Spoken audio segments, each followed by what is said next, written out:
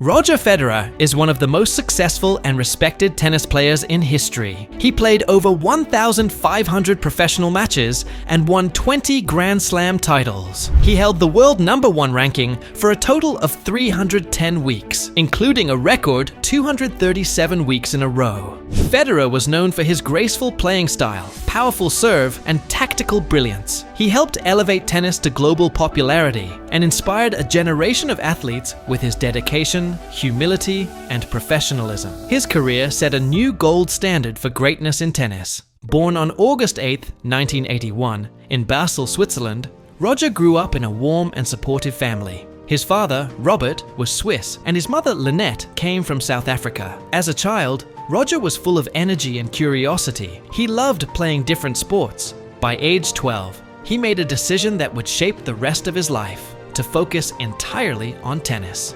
Turning professional in 1998 at the age of 17 didn't lead to instant fame or titles. The early years were tough. Roger traveled frequently, staying in modest hotels, playing in small tournaments with few spectators. There were no headlines, no trophies, just long days, hard matches, and constant learning. But Roger had something special: patience. He didn't let early setbacks break him. Instead, he used them to grow. He worked on his footwork, refined his technique, and learned to stay mentally composed. Slowly but surely, he began climbing the ranks. In 2001, everything changed. At just 19 years old, Roger faced Pete Sampras at Wimbledon. Sampras was a living legend, undefeated at Wimbledon for 5 years.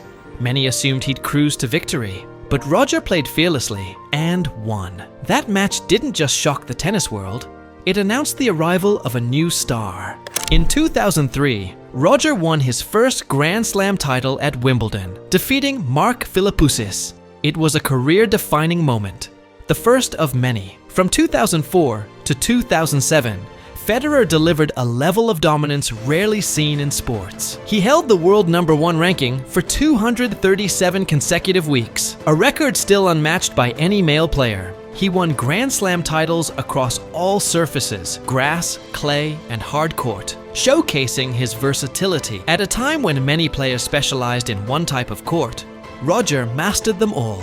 For years, he held the record for the most Grand Slam titles by a male player. Though Rafael Nadal and Novak Djokovic would eventually surpass his total, Federer was the first to reach 20, a testament to his consistency and class.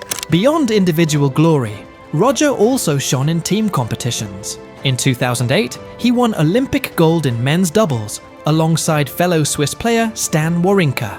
It was a proud moment for both of them and for Switzerland. Then in 2012, during the London Olympics, he reached the singles final and earned a silver medal. Once again, he made his country proud, not just by winning, but by representing the sport with elegance.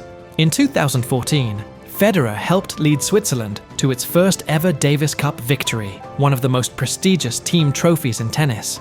His contribution was crucial, and it completed one of the few missing pieces in his legendary resume. Federer's playing style was unlike anyone else's. He glided across the court, making difficult shots look effortless. His one-handed backhand, fluid movement, and pinpoint accuracy made tennis look like art in motion. But it wasn't always this way. As a young pro, Roger struggled with nerves and emotional control. That inner transformation was as impressive as his physical skills. His match against Pete Sampras wasn't just a win. It marked the turning point when the tennis world started to believe in his potential. Roger spoke fluent English, German, and French, and always carried himself with class. Fans adored him. Fellow players respected him, not just for his talent, but for his sportsmanship, humility, and kindness. His fiercest rivals brought out the best in him, and he in them. Rafael Nadal, the king of clay. Their rivalry is one of the most iconic in tennis history. Nadal often had the upper hand on clay, especially at the French Open, but Roger responded with wins on grass and hard courts. They challenged each other and raised the level of the sport.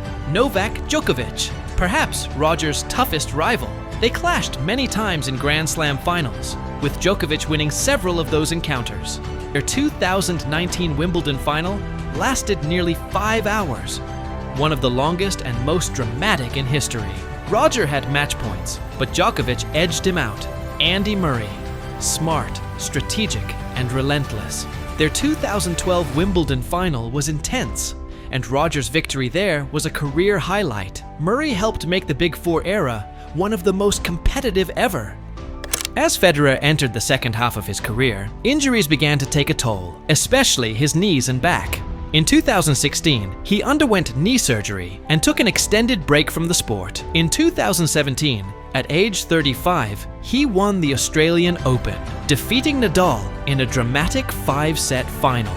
Later that year, he claimed his 8th Wimbledon title without dropping a single set. In 2018, he won the Australian Open again and reclaimed the #1 ranking, becoming the oldest man ever to hold that spot. Roger Federer's legacy goes far beyond trophies. In 2003, he founded the Roger Federer Foundation, focused on improving education for children in Africa and Switzerland. The foundation has supported over 2 million children by funding schools, training teachers, and improving access to learning, even as he signed endorsement deals with Rolex, Uniqlo, Mercedes-Benz, and more. He greeted fans with warmth, treated young players with respect, and maintained his values from start to finish.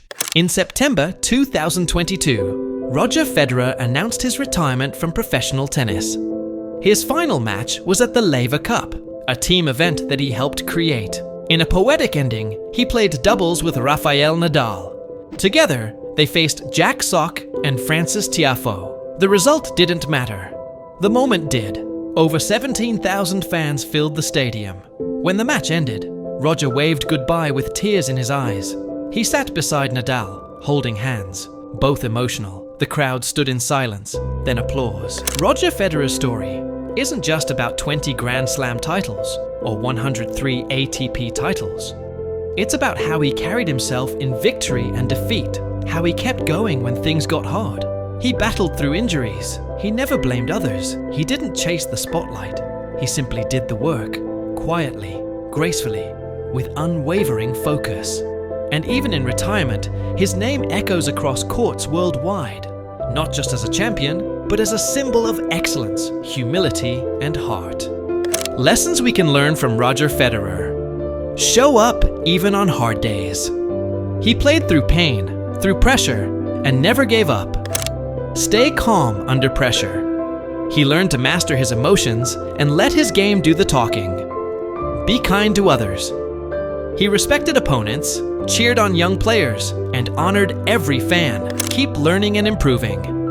Even at the top, he stayed hungry for growth. Give back. He used his success to uplift others, especially children in need. Roger Federer's story reminds us, being great isn't just about what you win. It's about how you live, how you lead, and how you inspire. What part of Roger Federer's journey inspires you the most? Share your thoughts in the comments. Let's celebrate the legacy of a true legend.